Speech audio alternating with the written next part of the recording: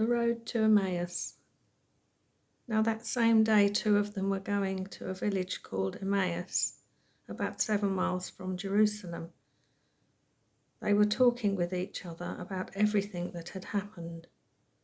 As they talked and discussed these things with each other, Jesus himself came up and walked along with them.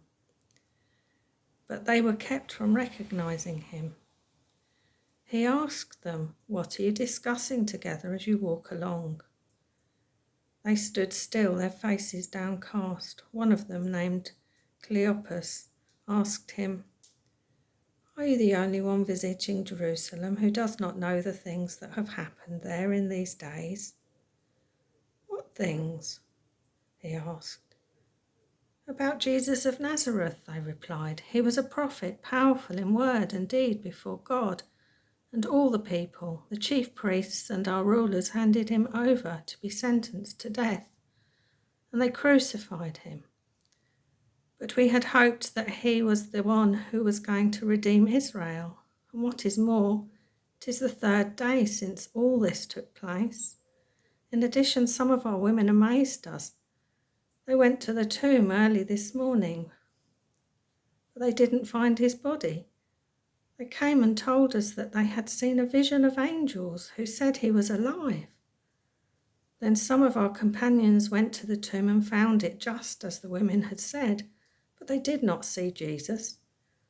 He said to them, "How foolish you are, and how slow to believe all that the prophets have spoken. Did not the Messiah have to suffer these things and then enter into his glory?"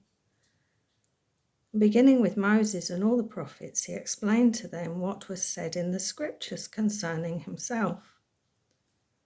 As they approached the village on which they were going, Jesus continued as if he were going further. But they urged him strongly, "Stay with us, for it is nearly evening. The day is almost over." So he went in to stay with them. When he was at the table with them, he took bread, gave thanks, broke it, and began to give it to them. Then their eyes were opened and they recognized him, and he disappeared from their sight. They asked each other, "Were not our hearts burning within us while he talked with us on the road and opened the scriptures to us?"